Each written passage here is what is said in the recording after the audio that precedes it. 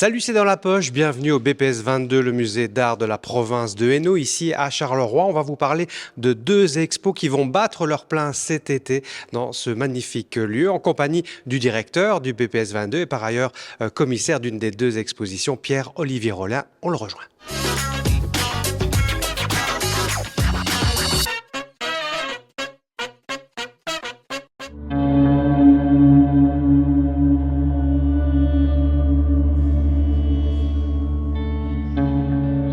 Pierre-Olivier Rollin, merci de nous recevoir dans cette pièce principale de l'exposition d'Alain Bornin, Amourable. De quoi est-il question ici ? Eh bien, en fait, c'est un peu une sorte de rétrospective du travail d'Alain Bornin, qui est un artiste originaire de Charleroi, où il est d'ailleurs professeur à l'Académie des Beaux-Arts. Et c'est un artiste qui s'interroge un petit peu sur l'existence, qu'est-ce qu'on laisse comme trace à nos enfants, qu'est-ce qu'on reçoit de nos parents, et quelles traces laisse-t-on, et d'une certaine manière, n'est-on pas appelés tous à disparaître au final ? Alors il traduit ça comment ? Par quelle technique ? Alors il y a plusieurs œuvres qui vont aborder. Celle que je tiens dans la main est en fait un petit livre tiré en fait de L'écume des jours de Boris Vian, un roman qui l'a fort marqué quand il était enfant.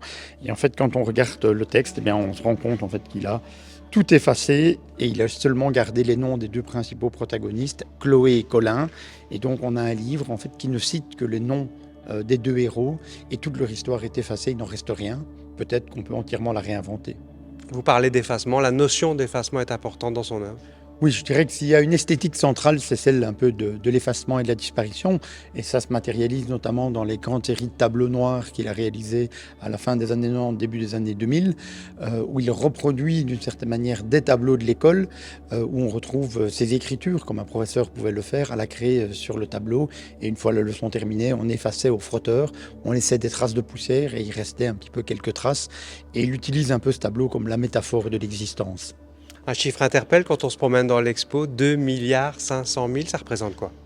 2,5 milliards, en fait, c'est le nombre de secondes d'espérance de vie moyenne d'un Européen. Quand on dit que ça fait 79 ans, on se dit, oh bah oui, on voit un petit peu ce que ça fait, 79 ans. Mais 2,5 milliards de secondes, on se dit, mais c'est quoi cette somme ?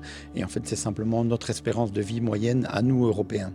Et donc, en tant que spectateur, on va pouvoir s'interroger sur soi et sur le sens de la vie ? C'est ce à quoi invite l'artiste.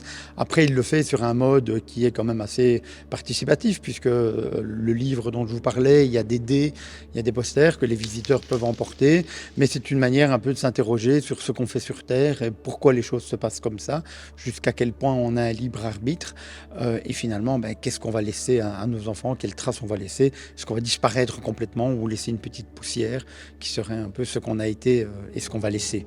Pierre-Olivier Rollin, ne bougez pas, on vous retrouve dans quelques instants, le temps de lancer un sujet qui sent bon l'été, vous y serez peut-être.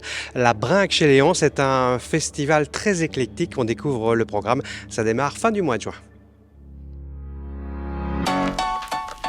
Bonjour, bienvenue à la Maison Losso. On nous connaît pour nos activités muséales et pour nos activités littéraires, mais il n'y a pas que ça. Suivez-moi.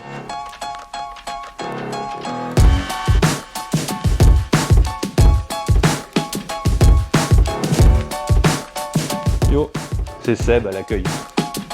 Ça, c'est le centre d'interprétation. Ah bah tiens, c'est lui Léon.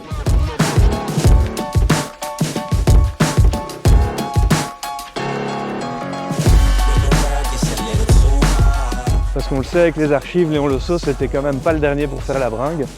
C'est pour ça qu'on a décidé d'appeler notre festival comme ça et de lui rendre hommage en faisant vivre ce jardin plusieurs week-ends d'été. Vive la culture est petit.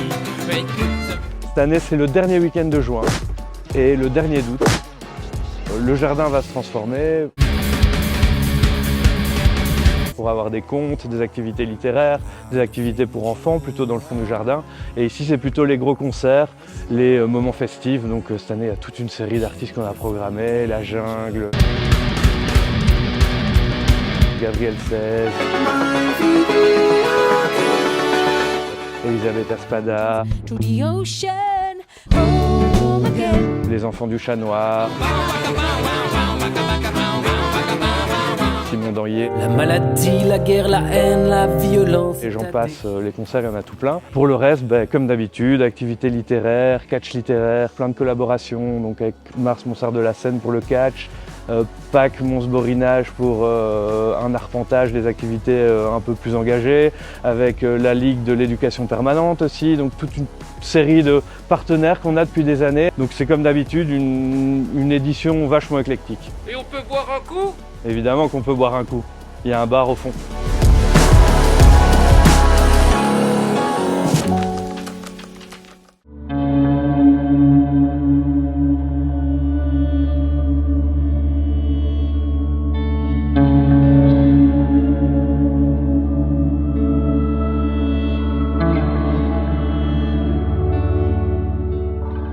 De retour au BPS 22 avec Pierre-Olivier Rollin. On est bien ici, on est plutôt du côté de la mer du Nord avec cet artiste, hein, Pierre?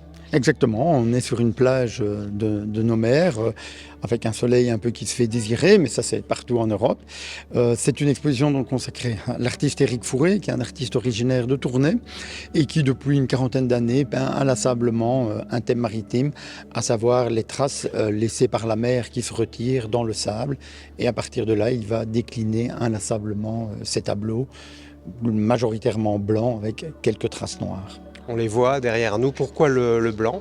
On en voit effectivement 3 derrière nous qui montrent en fait 3 fois la même trace de 3 points de vue différents. Le blanc parce que ça va exprimer l'infinitude, l'étendue, tout ce que pourrait suggérer en fait à la fois le sable, la mer et le ciel quand à un moment les couleurs sont les unes sur les autres. Et le noir, le contraste, donc une sorte de base de la peinture, le blanc, le noir, pour suggérer la trace et donc donner dans cette espèce d'aplat blanc une impression de profondeur parce qu'à partir de ce moment-là, on comprend où est la ligne d'horizon. Pour le visiteur, c'est peut-être un parcours un peu contemplatif. C'est complètement contemplatif, c'est effectivement ce qu'on ressent quand on marche le long de la mer, peut-être très tôt le matin quand il n'y a personne, on entend juste le bruit des vagues et on voit un peu ces traces laissées. On est presque seul avec soi-même dans l'infini et c'est une sorte peut-être un peu de tentative d'arrêter le temps, de se dire je suis à un endroit, je vais vivre l'instant de manière très intense et de sursoir peut-être à cette fin inévitable qui est la mort. On poursuit avec d'autres expos à découvrir cet été du côté du CID, musée également de la province de Hainaut, Super Power Design, ou comment augmenter l'être humain avec la technologie, avec toutes les questions que ça pose. On regarde ça. Des oreilles allongées, une poche de kangourou, des pieds d'autruche, bienvenue dans l'exposition Super Power Design. Toujours plus rapide, plus fort, plus intelligent, ici le culte de la performance individuelle est questionné par le design. La question de départ qu'on a posée au début de l'expo, c'était est-ce que le design peut faire de nous des super-héros? Et au fur et à mesure de l'exposition, on se rend compte que ce n'est pas spécialement la bonne question. La bonne question, c'est de se dire quel genre de super-héros on a envie de devenir dans le futur. Le design n'est pas qu'une affaire de super-héros, mais peut nous aider très concrètement dans nos vies. Des prothèses aux implants corporels, en passant par des exosquelettes, le design explore de nouvelles frontières pour améliorer nos capacités physiques, intellectuelles et émotionnelles. Le design peut réparer l'humain, mais très vite on voit aussi que, outre réparer, le design peut améliorer l'humain ou l'augmenter. On connaît toutes les technologies connectées qui nous aident dans nos performances. Et ici, on va aller encore plus loin que simplement les performances et se demander si le design peut nous améliorer en tant qu'humains, nous rendre plus communicants, plus empathiques ou plus éco-responsables. Et se poser les questions de ce qu'on a véritablement envie pour nous dans 5 ans, 10 ans, par rapport à ces technologies qui sont déjà présentes dans notre quotidien. Je pense aux technologies portables, aux objets connectés qui font partie de notre quotidien actuellement.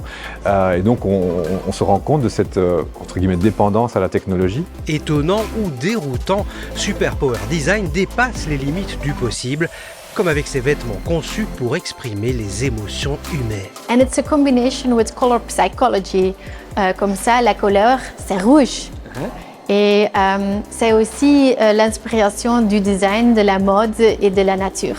Super Power Design, une exposition interpellante à découvrir au Centre d'innovation et du design du Grand Ornu jusqu'au 25 août. Et c'est ici qu'on se quitte. On se retrouve la semaine prochaine pour la dernière émission de la saison, juste avant les numéros d'été de C'est dans la poche. À très bientôt.